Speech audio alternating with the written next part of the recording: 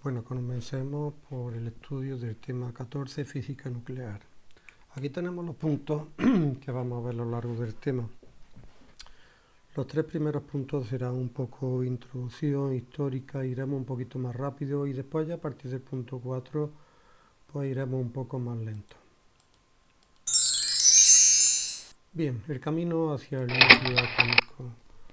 El comienzo del estudio del núcleo podemos fijarlo en los estudios que hizo Röntgen, alemán Röntgen, sobre los rayos X.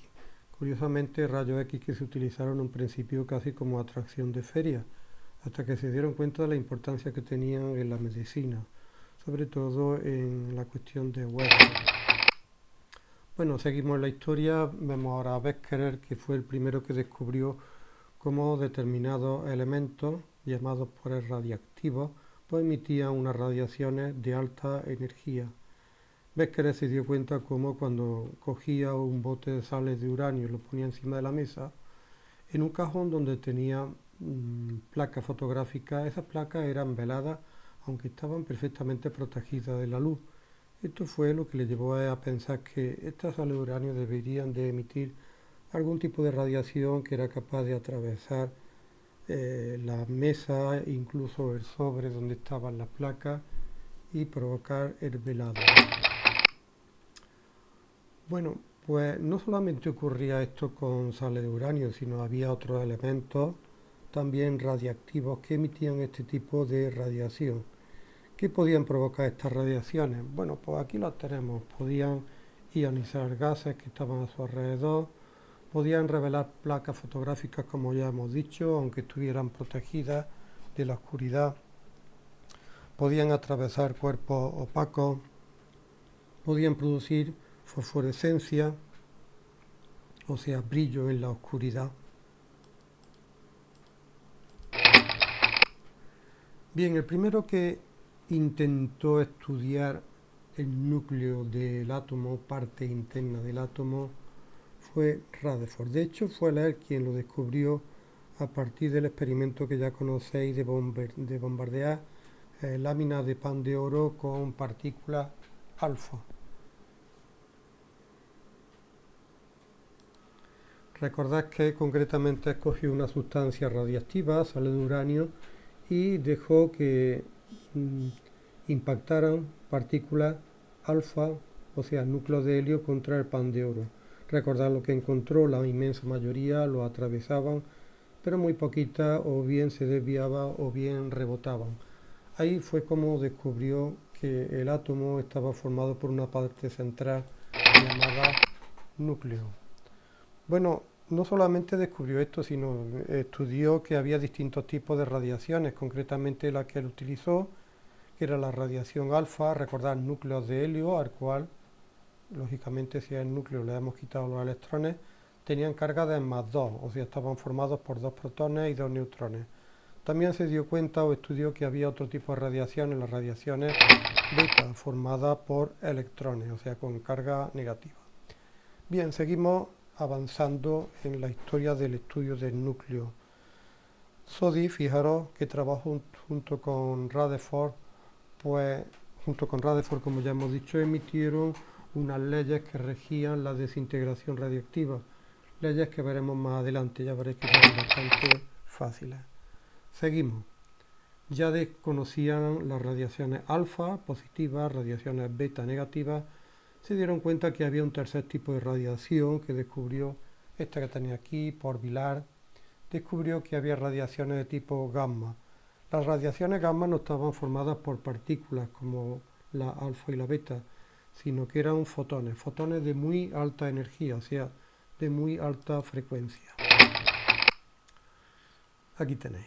Fijaros que el poder de penetración de las radiaciones gamma también era muy alto. Bien, pues pasamos a estudiar cómo y quién descubrió el núcleo.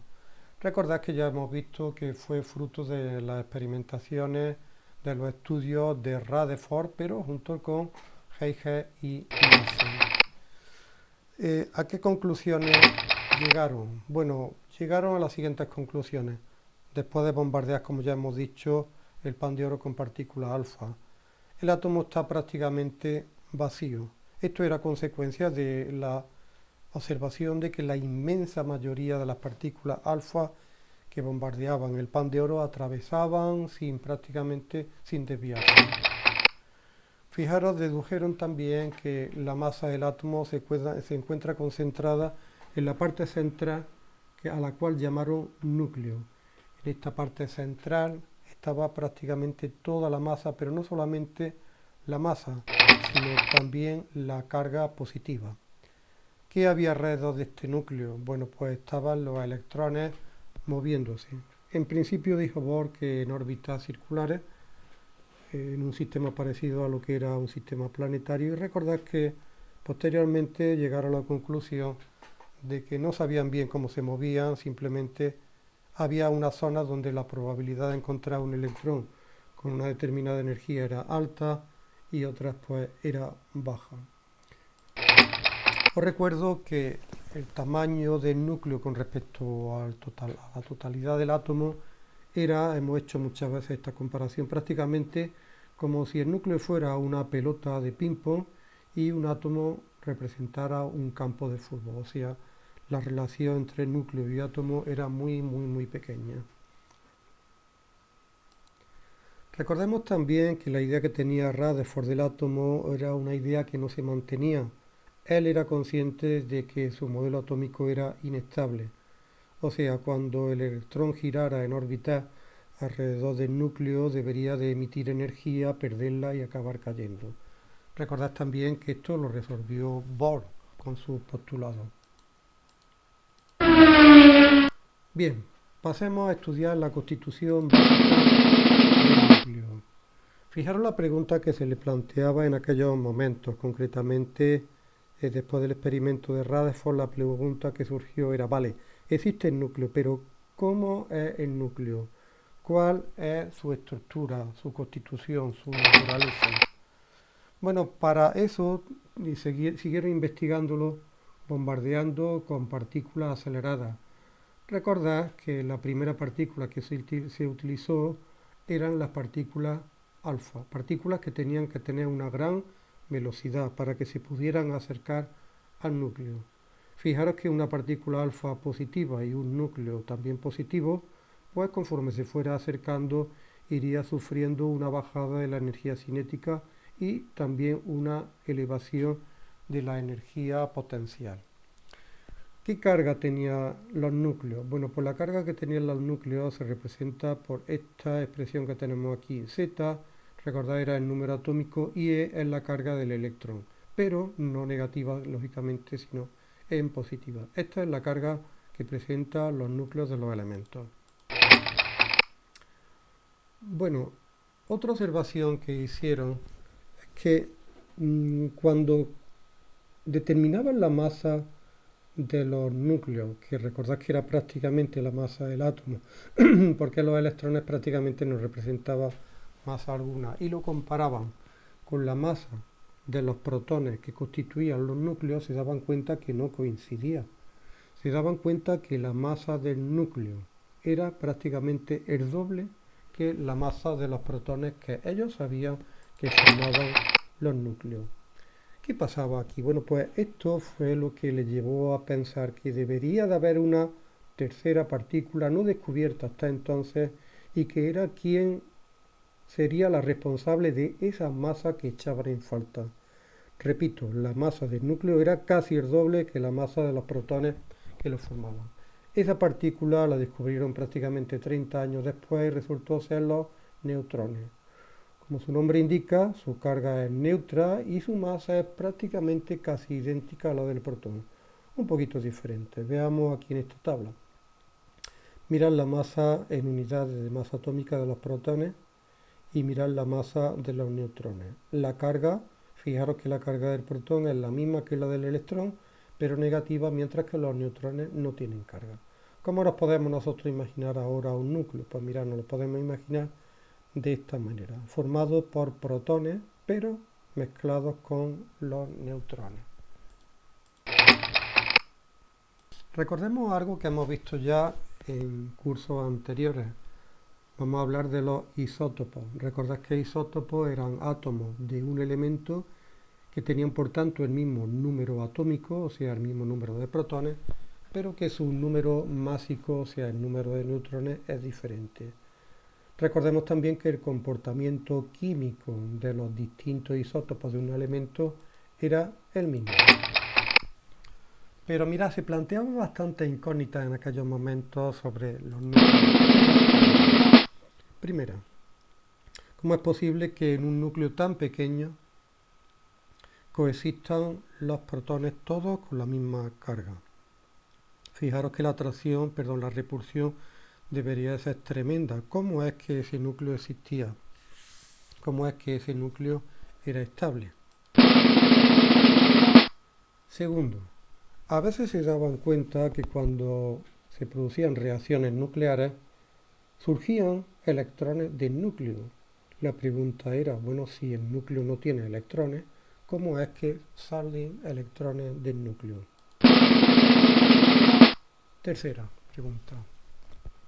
Si al cabo del tiempo se daban cuenta que un átomo que pensaban que era una partícula indivisible en realidad estaba compuesta por otras partículas más pequeñas, ¿por qué no pensar que estas partículas subatómicas, electrones, protones, neutrones, a su vez estaban formadas por otras más pequeñas? Al final resultó que efectivamente eso es así, pero eso no lo vamos a ver nosotros en este. Bien, hablemos ahora de lo que tenía ahí en el punto 3, tamaño del núcleo, densidad de los núcleos. ¿Cómo podemos nosotros estudiar cómo de grande era, qué densidad tienen? ¿Quién fue el primero que habló del tamaño de los núcleos? Bueno, pues ya sabéis que Rutherford, que dijo que el tamaño de un núcleo era prácticamente en relación a la totalidad del átomo como el tamaño que ocupa una pelota de ping-pong con respecto a un campo de fútbol. ¿Cómo lo estudió? Pues recordad también que lanzando partículas alfa contra átomos de oro. En realidad, aunque se habla muchas veces de que las partículas alfa que rebotan es porque chocan directamente con el núcleo, eso no es cierto. Lo que ocurre es que es verdad que van de lleno hacia el núcleo, pero llega el momento en que la repulsión es tal que invierte el movimiento. Vamos a ver entonces cómo a partir de esta idea nosotros podemos deducir el tamaño aproximado del núcleo. Bien, aquí tenemos lo que ocurre. Fijaros cómo la partícula alfa dotada de una grandísima energía cinética. Os recuerdo que las partículas alfa salen con una velocidad aproximadamente de unos 20.000 km por segundo. Se va acercando al núcleo. Cuanto más se acerca al núcleo, fijaros que la energía cinética va disminuyendo. Pero por contra, teniendo en cuenta que las fuerzas que existen entre partícula alfa y núcleo son fuerzas eléctricas, fuerzas conservativas, todo lo que disminuye la energía cinética lo aumenta la energía potencial. De manera que llega el momento en que la energía cinética se hace cero, o sea, se para, y en esos momentos podremos decir que todo lo que llevaba en un principio como cinética se ha transformado en energía potencial eléctrica. Instantes después se invertirá el sentido, pero a nosotros nos interesa este punto. ¿Qué es lo que ocurre en este punto? Pues mira, ocurre esto que tenemos aquí, que la energía cinética que llevaba en un principio la partícula alfa se ha igualado a la energía potencial que adquiere en estos momentos la partícula alfa con respecto al núcleo, recordad que era de oro. Bueno, aquí tenemos energía potencial, siendo Q la carga de la partícula alfa, Q' la carga del núcleo de oro, y de distancia sería de centro de núcleo a centro de la partícula alfa. Veis que es un poco mayor que el radio nuclear, pero podemos decir que el radio nuclear es menor que la distancia que hay entre centro y centro. Fijaros que a partir de aquí nosotros podemos deducir la distancia que hay entre una partícula y otra, y me la da esta expresión matemática.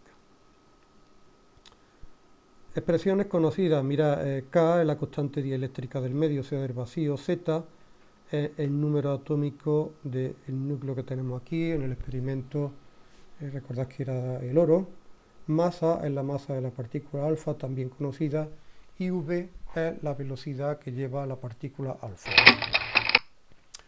Fijaros que Con esos datos vamos a ver la aplicación de esta página y vais a ver de qué orden es la distancia entre la partícula alfa y el núcleo de oro. Podremos afirmar, por tanto, que el radio del núcleo de oro será menor que esa distancia. Bien, aquí tenemos en el ejercicio resuelto el cálculo de esa distancia. Podremos afirmar, por tanto, que el radio del núcleo de oro va a ser menor que esa distancia. Fijaros, aquí tenemos la expresión a la cual llegamos antes.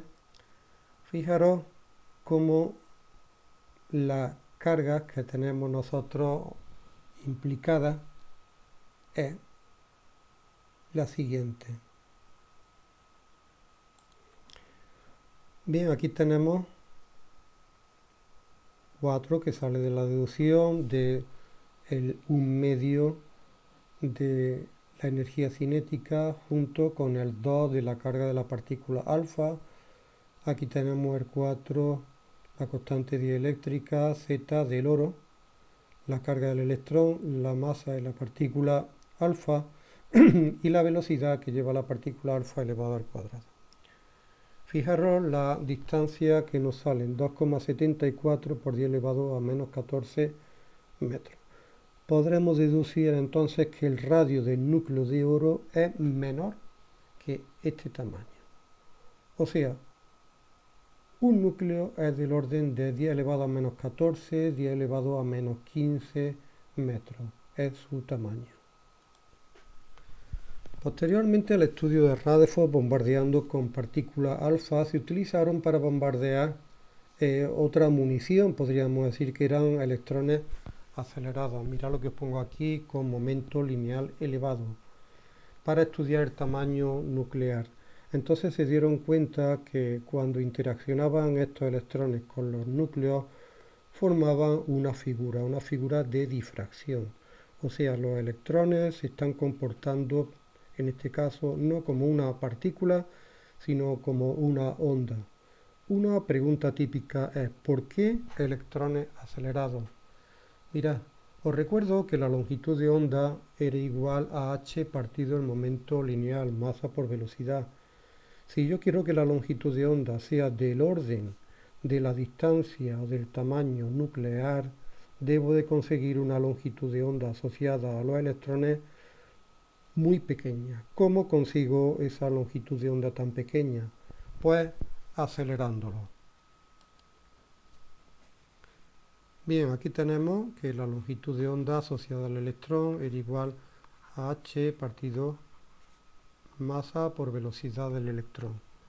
Si resulta que la distancia entre los núcleos y el tamaño nuclear es muy pequeño, tengo que conseguir para que exista una difracción, una longitud de onda que sea de tamaño comparable, o sea, muy pequeña, si es del orden del tamaño o de la distancia internuclear.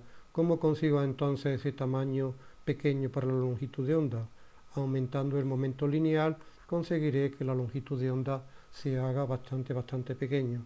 Por eso los electrones tienen que ir muy rápidos, tienen que tener un gran momento lineal, porque tenemos que aprovechar la propiedad ondulatoria de los electrones.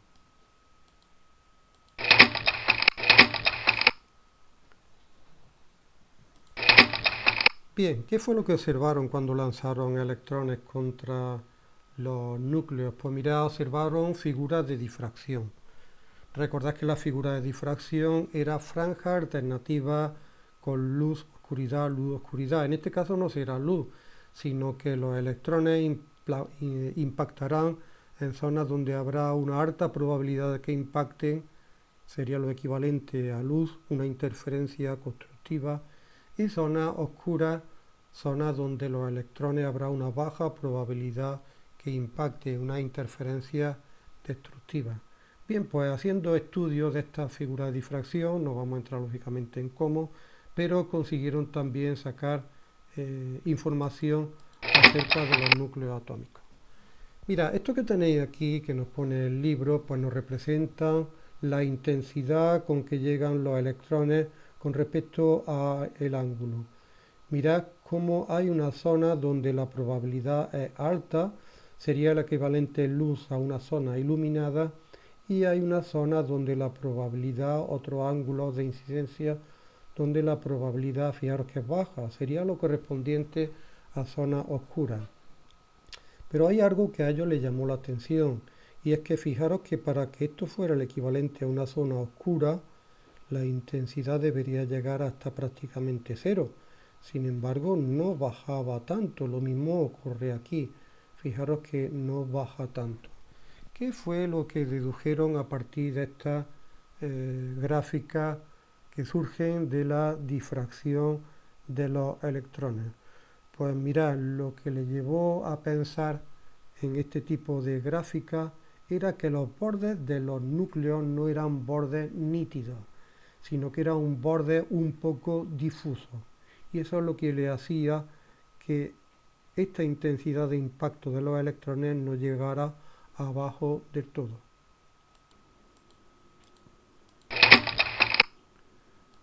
Bien, aquí tenemos las conclusiones de los experimentos que habían hecho hasta el momento con partículas alfa y con electrones. Primero dedujeron que los núcleos atómicos básicamente son esféricos, aunque, fijaros lo que acabamos de decir, sus bordes no son nítidos, son más bien difusos. Tamaño de los núcleos, pues del orden de 10 elevado a menos 15. Recordad que el núcleo de oro era 2 y pico por 10 elevado a menos 14. Tener en cuenta que un núcleo de oro es un núcleo gordito. El resto, los núcleos más pequeños, pues lógicamente tendrán menos tamaño. Mirad, del orden de, recordad que 10 elevado a menos 15 es femtómetros. También se conocen, además coincide con la letra, como un Fermi. Un Fermi entonces es 10 elevado a menos 15 metros. De ese orden es el tamaño nuclear. Bueno, llegaron a una fórmula empírica, una fórmula que no tiene base teórica ninguna, pero que le venía muy bien para calcular el tamaño aproximadamente en Fermi o en fermios de un átomo en cuestión. Mirad, fijaros que el radio de un núcleo de un átomo determinado es igual a 1,2 por la raíz cúbica del número másico. Así que conociendo el número másico, podemos conocer el radio atómico. Lógicamente, a mayor número másico, mayor es el radio atómico. Bien, vamos a hacer alguna actividad. Nos vamos a la página 359. Vamos a ver la actividad número 2. Vamos a utilizar la fórmula que hemos visto anteriormente y vamos a calcular el radio nuclear de alguno de estos átomos. Tan solo lo voy a hacer para uno, el resto lo dejo para vosotros porque es prácticamente lo mismo. Ya que lo hemos hecho para el oro anteriormente, vamos a hacerlo por ejemplo para el oxígeno, el isótopo oxígeno 16. Bien, vamos a calcularlo, fijaros, ponemos 1,2 raíz cúbica de el número másico, lo tenemos aquí, del oxígeno 16. Si hacemos los cálculos, pues nos sale, lo que tenemos aquí, nos sale 3,02 fermios o femtómetros. Exactamente igual lo podríamos hacer para el resto. La pregunta número 3 en realidad la hemos contestado ya. Nos preguntan, dice, ¿por qué en los experimentos de dispersión de los electrones por los núcleos deben tener un momento lineal elevado? Bueno, recordad que hemos visto que para que se produzcan fenómenos de difracción, la longitud de onda utilizada debe de ser del orden de las partículas causantes de esa difracción. Por tanto, la longitud de onda asociada a los electrones que utilizamos para bombardearlos, tenemos que conseguir que sea de ese orden, o sea, muy pequeño.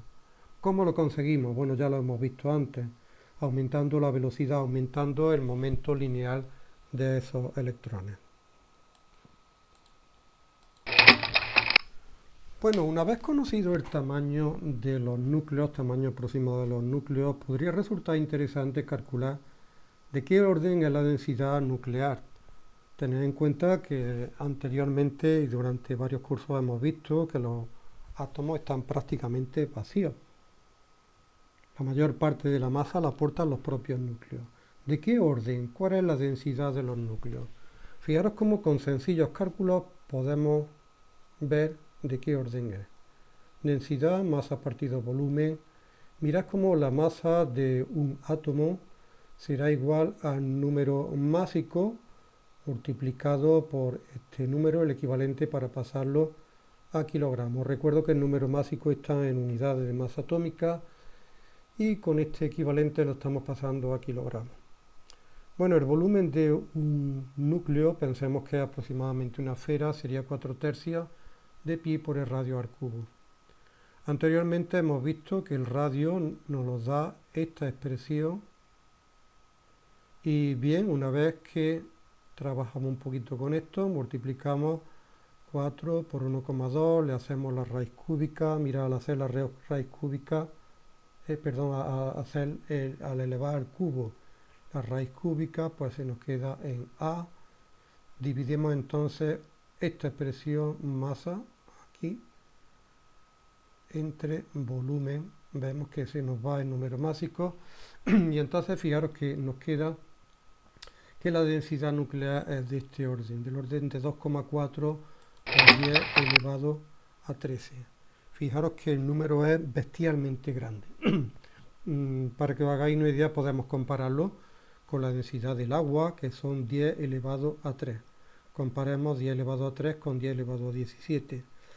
Para que veáis un poquito de qué orden es esta densidad, vamos a calcular cuál sería la masa que tendría si un dado, de los que utilizamos para jugar parchís, estuviera formado no por átomos sino por núcleos, por material nuclear. Bien, vamos a calcularlo. Bien, aquí tenemos unos sencillos cálculos hechos para llegar a qué masa tendría un dado de parchís cuyo volumen hemos supuesto que es de 1 centímetro cúbico. Aquí lo hemos pasado a metros cúbicos.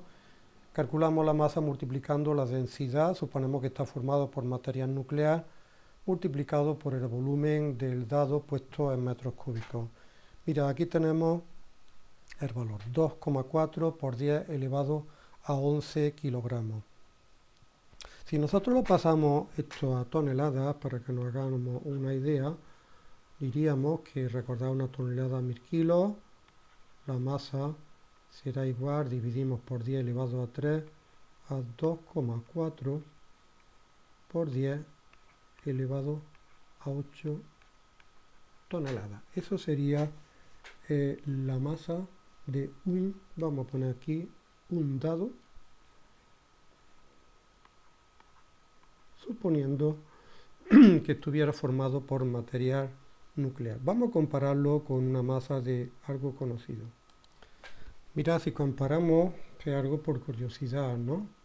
Fijaros que acabo de buscar cuál es la masa que desplaza un portaaviones de 300 y pico metros, 350 metros de largo, son 92.000 toneladas, mientras que la masa de este dado, hecho de material nuclear, pues serían 240 millones de toneladas. Podéis comparar un dato con otro. Dado fabricado con material nuclear, un portaaviones.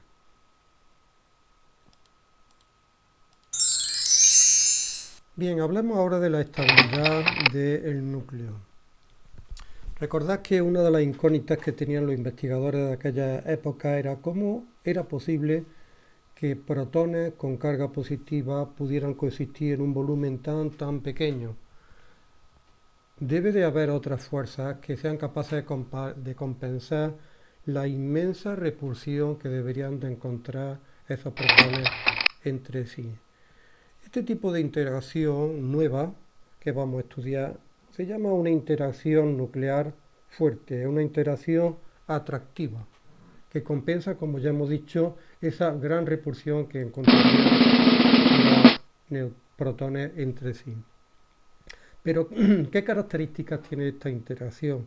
Porque hasta ahora, cuando nosotros estudiábamos la fuerza gravitatoria, sabíamos que era directamente proporcional a la masa implicada, inversamente proporcional a la distancia al cuadrado, pero la eléctrica también era algo parecido. Pero, ¿qué características tiene esta interacción nuclear fuerte?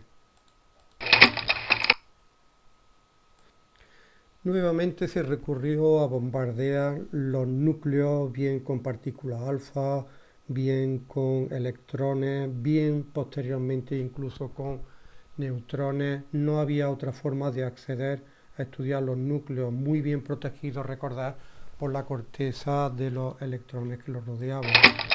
Bueno, las conclusiones que llegaron fue la siguiente. La densidad de los núcleos es constante, o sea, los núcleos pequeños y los núcleos grandes tienen una densidad muy parecida. Vamos a ver qué consecuencias tendrá posteriormente esto. Se dieron cuenta también que esta fuerza, esta interacción nuclear fuerte, no distingue entre protones y neutrones. O sea, esta interacción, esta atracción es la misma entre protones-protones, neutrones-neutrones o protones con neutrones. Y fijaros que estas fuerzas tienen que ser inmensamente grandes porque cuando nosotros queremos romper un núcleo y por tanto queremos vencerla, la energía implicada son enormes. O sea, esta interacción, estas fuerzas son muy intensas.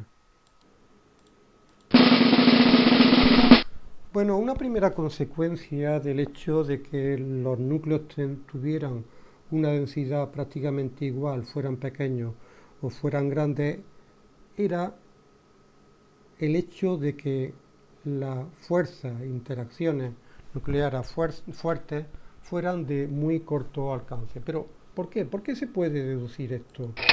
Pues mira, se puede deducir porque si estas fuerzas fueran de largo alcance, debería ocurrir que a mayor tamaño nuclear, a mayor número de nucleones, la densidad debería de ir aumentando y estos núcleos deberían de convertirse en núcleos cada vez más compactos, cada vez más pesados, cosa que hemos visto que no ocurre. Mirad, la interacción nuclear fuerte tiene un alcance del orden del femtómetro o del fermio. Hagamos un esquema para ver por qué ocurre esto. Bien, supongamos dos núcleos. Núcleo pequeño formado por 3 nucleones y un núcleo más grande. Y vamos a ver qué fuerzas atraen a esta partícula que vamos a señalar aquí. Vamos a dibujarla con color rojo. Esta y esta. Fijaros que las fuerzas que atraen a esta partícula, pues la representarían, debido a la interacción nuclear fuerte, pues sería una fuerza y otra fuerza. ¿Qué ocurre si nosotros tuviéramos un núcleo más grande y vamos a suponer que esta interacción nuclear fuerte no es de corto alcance, sino que es de más largo alcance? Pues que la fuerza que retendría y atraería esta partícula sería ahora esta de aquí, pero no solamente esta, sino también esta de aquí, esta de aquí, y si tuviéramos nosotros aquí más partículas, fijaros cómo la fuerza, suponiendo que se produce a una distancia relativamente larga, pues sería más intensa. ¿Qué debería de ocurrir con este núcleo?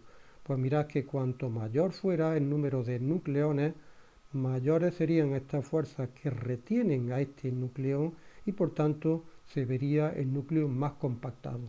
Esta misma idea la podríamos hacer nosotros para cada una de estas partículas.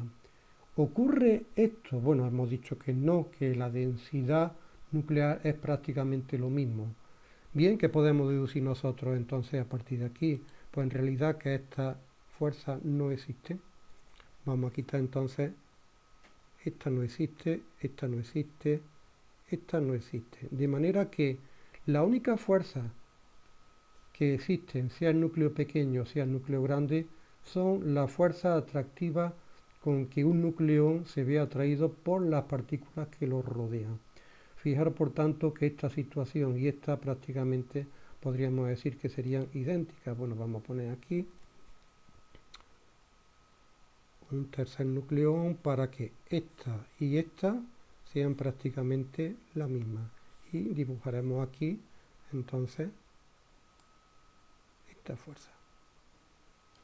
Conclusión, por tanto, no me importa que yo tenga aquí más o menos. La fuerza que liga a esta partícula, a este nucleón, es la misma, siendo un núcleo pequeño o un núcleo grande. Para eso se tiene que cumplir que este tipo de interacciones, interacción nuclear fuerte, sea de muy corto alcance.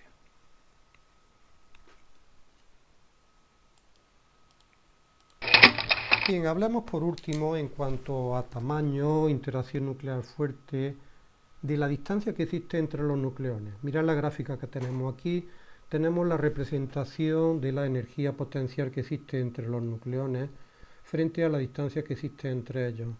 Os recuerdo que un sistema es más estable cuanto menor sea la energía potencial implicada.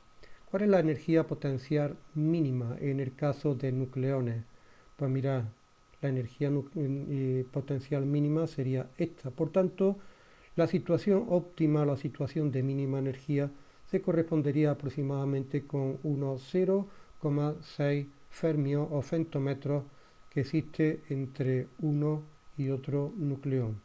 Entonces, fijaros que si nosotros intentamos bien separarlos, bien acercarlos, la energía potencial se eleva tanto en un sentido como en otro. Por tanto, fijaros que la distancia óptima entre los nucleones es del orden de 0,6 fermios, 0,6 femtómetros. Por último, recordad que las fuerzas nucleares, esta interacción nuclear fuerte, no depende de la carga eléctrica de las partículas implicadas. Da lo mismo que sea entre protones y protones, neutrones y neutrones o protones y neutrones.